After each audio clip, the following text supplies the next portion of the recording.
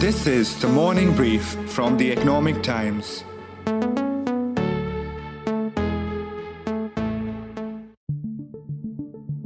The FOMC raised its policy interest rate by 0.75 of a percentage point, and we anticipate that ongoing increases will be appropriate. And with that, Jerome Powell, the chief of the Federal Reserve, and as many would call him, the Pied Piper of rate hikes, pushed the global economy into yet another round of what promises to be a long and bloody battle. Central bankers versus inflation. And the message was crystal clear that rate hikes are far from over. My colleagues and I are strongly committed to bringing inflation back down to our 2% goal. We will keep at it until we're confident the job is done. But with rates now at the highest level since 2008 in the US and inflation still reigning at the highest level since the 1980s, Powell signaled that recession may be the price to pay to crush the price hike. No one knows whether this process will lead to a recession, or if so, how significant that recession would be. The chances of a soft landing are likely to diminish to the extent that policy needs to be more restrictive or restrictive for longer.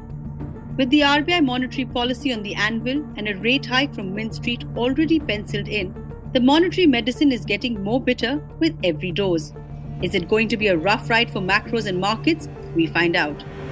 I think the next hike, which is due on 30th, will be a 50 basis point hike, and maybe they'll slow down after that. I would sense if these levels break, we head back to the bottom end of the monthly range, which is closer to around in the range of 14,500 to 14,000, somewhere there, which does mean revisiting the June low. It's September 22nd, and I'm your host, Anupriya from the Economic Times, and you're tuned in to the Call of Duty, the inflation war zone. This is the morning brief, and it's definitely game on. Let's start from the Economist's corner. Abheek Barua, chief economist of HDFC Bank, is here with us to navigate us through what the repeated war calls on inflation are really going to translate into. Hi, Abheek. Thank you for being here again with us. Sure, my pleasure.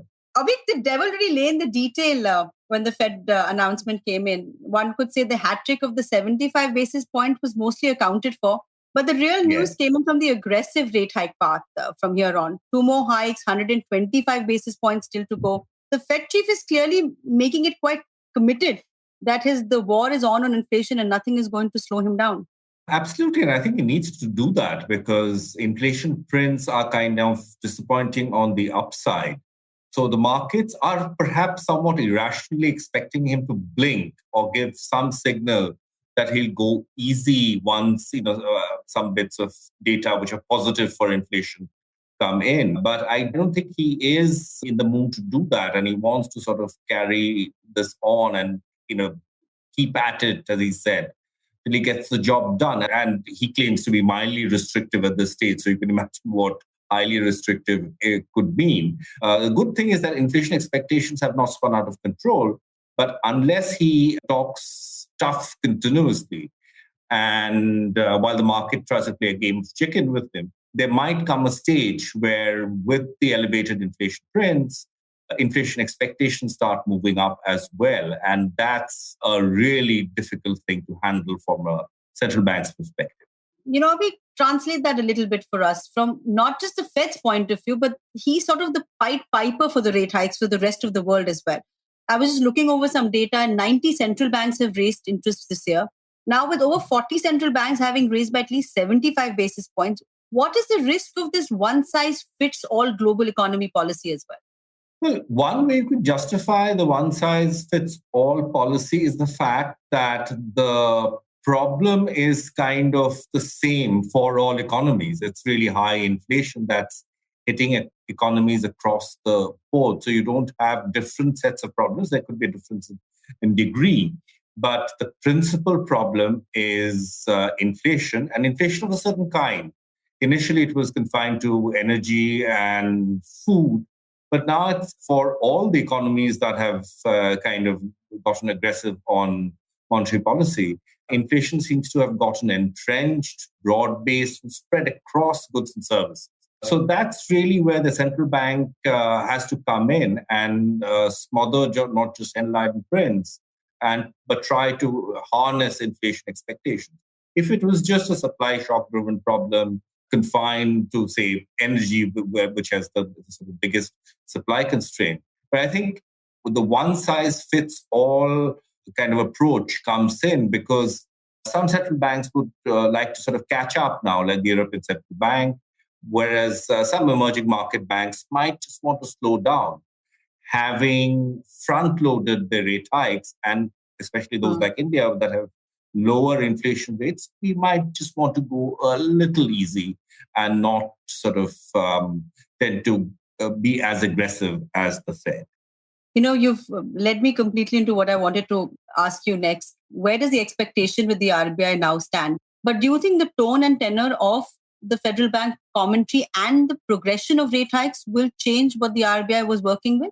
It'll certainly have an influence. I don't think, although inflation is, I would say, moderating a little, we are past the peak and so forth, but inflation is still high. The other thing that people tend to sort of kind of overlook, that if you look at any sensible inflation projections for the next year, it remains well above 5%. So given a combination of these things, purely from a domestic perspective, rate hikes are needed, and front loading is the sort of the flavor of the season. The other bit is, of course, the pressure on currencies and so forth. You would want, in a globally inflationary situation, your currency to kind of remain under control, because otherwise you're importing inflation. Additionally, if there is a scarcity of capital, which is likely as liquidity dries up globally, you want to sort of signal the fact that you are kind of stable, and if you bring in money into a particular economy, you don't run a risk of the currency suddenly going haywire. To protect the currency to a degree, and I'm not saying sort of holding a particular level, I think the textbook strategy is to kind of align your rate hikes with the source, the rate hikes and the source of these funds, which happens to be largely the US. So that's what play on the RBI's mind when it takes a decision. So I think the next hike, which is due on 30th, will be a 50 basis point hike, and maybe they'll slow down after that.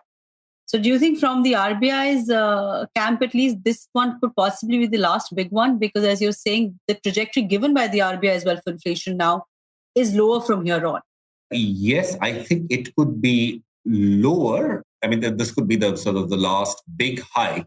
I would think that maybe, although the quantum of increases every time might be much smaller, maybe 25 basis points, but the RBI might not want to stop at 6, but take it over 6, maybe even up to 6.5, to sort of maintain this alignment, as I said, which becomes so critical. So both are sort of a call based on macro fundamentals, as well as a tactical call in order to keep the currency more or less well behaved. That is actually the pivot point. A lot of people at one point were discussing whether the Fed will pivot only because of the way the dollar is moving. I know we're looking at a level of the currency which is unseen, and we're at a record low as we speak as well. But between 2011 to 2013, the rupee dropped over 30%. Right now, we're down about 7% versus the dollar. So we've held on our own. But We've defended it very, very aggressively. How big a problem is the currency and for the RBI, and managing not just for in terms of import cover, but even for corporate India, where there is a lot of business, there's a lot of hedging. So there's a very large cost involved with the rupee falling as well. Right. So I think the difference between the so-called taper tantrum that you referred to in 2013, where the rupee just kept falling and falling and falling, and no one had a clue where it was headed, and today is that the currency has been sort of allowed to certainly depreciate in a calibrated, sort of well-behaved manner. And implicitly, you're signaling that your economy is in good shape, and that is reflecting in the currency. So I think the RBI faces two challenges. One is that trade deficit is widening, exports are slowing down. The other challenge is to get sort of capital flows in, and capital particularly for India Incorporated, as well as money for government borrowings. I believe that at this stage, we have to signal, put it very simply, that we are not in 2030. which means that the RBI would have to try and ensure that the currency moves in a calibrated and somewhat predictable manner. We're standing at the edge of festive season, so there is a pressure from that end at the RBI as well. You've got words coming out from the North Block where the finance minister said that inflation is not a red-lettered priority. So do you think all of that as well will start to play in a balance where, as you're saying, that you may not pause or reverse very time soon, but there might be a new normal when it comes to rates? There might be a new normal, but perhaps not in the next policy. And the new normal, you could just move back to the old normal of 25 basis points. And if you intervene in the FX markets, because letting your currency depreciate is also inflationary, and you intervene sensibly in the FX markets, it doesn't mean that you sort of hold on to a particular level come what may. I think it would be wrong to poop the party by infusing too much uncertainty on the currency front. This goes against sort of the received wisdom of one camp, which says that you don't mess around with the currency because you'll never be able to successfully hold it at a particular level or in a range. But that doesn't seem to be the case. And if you kind of stop messing around, which is, stop intervening, then you might sort of end up in a situation where you completely lose control. Abheek, finally, what's catching your eye? What trend, what on the horizon are you keeping an eye out on? I'm going to take a global perspective on this. And I think what has been happening over the last 3 or 4 months, and which is very encouraging, is that I think both East Asia and India are emerging as kind of relative safe havens in a world which is being buffeted by all kinds of crosswinds. And I think that is a story that is slowly beginning to gain ground. So as I said, not confined just to India, but to East Asia. North Asia is certainly not part of that story. But East Asia, Indonesia, Malaysia, Thailand, and finally India, which is really the behemoth of among these. And I think that's a very encouraging story that I had to watch out for. So bad news if you have EMIs to pay, as the verdict is clear. It's going to be hike after hike. But good news if you're a saver, as FD rates will also chase up too. But what happens to your equity portfolio, to those share prices? The bulls and bears are in a tussle on Dalal Street. But let's dig deeper to see if the next set may be advantage bears or bulls. Let's take this conversation forward. Economic implications are long-term, but the financial adjustments are now immediate.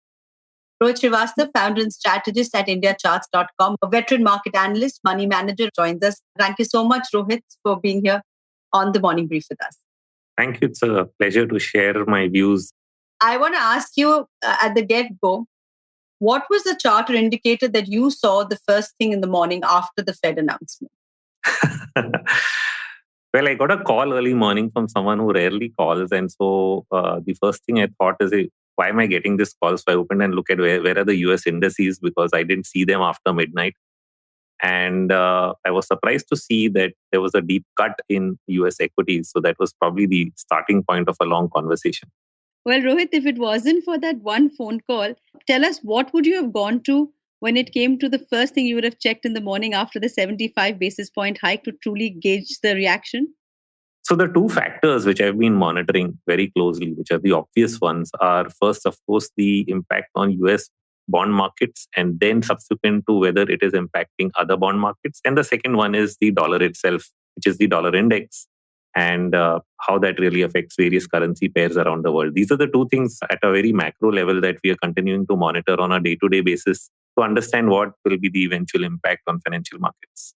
And what are the indicators telling you, Rohit, at this point, especially looking at the dollar chart and how the yield curve is behaving at this point? So very clearly, I think, bond yields are heading higher and much higher. In fact, they've been rising all of last month. And the direct impact of that has been yields start rising in various parts of the world. I think the big surprise, specifically for us sitting in India, is that bond yields were actually strengthening, which is coming down a bit over the last 2 months and only started to rise, I think, over the last week or so. So it was an early indication that finally maybe bond yields in India also start to align with what we are seeing in various parts of the world. We've finally seen the USD INR breakout. Now, over a 70 paise move in the INR is not small. We've seen it do 3, 4, 5, 10 paisa a day over the last several weeks. And it's actually found it very difficult to cross the 80 mark, I think, over the last month. And finally, today we have done that. We are significantly lagging behind if you look at the real effective exchange rate or the relative strength of the rupee compared to even most of the Asian currencies. So you mentioned about other emerging market currencies, and we've seen the likes of the won collapsing far more. It's broken 1400 back to the 2009 levels now. We haven't even seen a big enough fall like we did. The levels are lower, but the ferociousness or the veracity of the fall has not been so much in the rupee. So do you feel that the chart is indicating to us that there will be a catch-up in that fall, like the rates have to do a catch-up? The currency also at some point has to do the catch-up? Absolutely. I think a large part of this lag is because the RBI has been stepping in. If you just look at the reserves, they've been depleting by 3 billion, 5 billion per week. There's a limit to how much of reserves you're going to sell. And eventually you're going to be raising rates to manage the currency and align with a higher rate environment that is sort of becoming the case in various parts of the world. Because this week, I think there were multiple central banks that have been raising rates all over the place. And that sort of completely puts us, we are out of alignment, with what is happening everywhere else. You can't do that. So that adjustment really has to happen in both places, yes.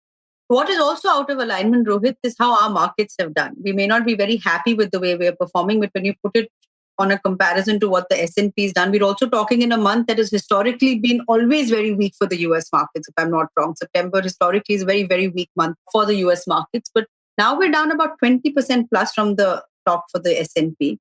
The Indian markets have outperformed with a vengeance. Do you think there is an over exuberance, if I can use that word, and people should start reading the tea leaves a little more clearly?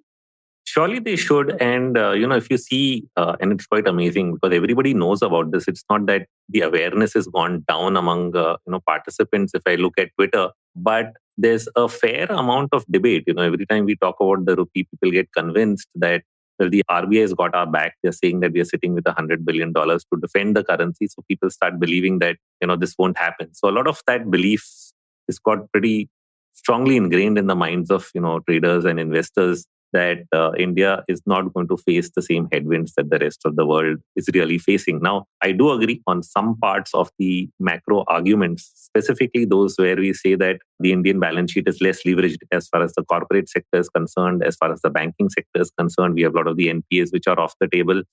Those are surely long-term positives. But in the near term, when you have these kind of headwinds around the world, can we really ignore them beyond a point of time? So we've seen this attempt at decoupling, not just now. I've seen it in 2001. We've seen it in 2008. There are two instances which I usually spot. And both of them lasted for a couple of months, but not beyond that. And so the same thing here, I think between August and September, we've seen a clear divergence between Indian and US equities. But can this divergence really last? That's the real question. Investors are taking it as a sign that, you just need to be invested at every level, something that we call the FOMO effect. The fear of missing out is very strong. People have been messaging me in the DMs of Twitter saying, we are really feeling this missing out feeling, shouldn't we get into this market here?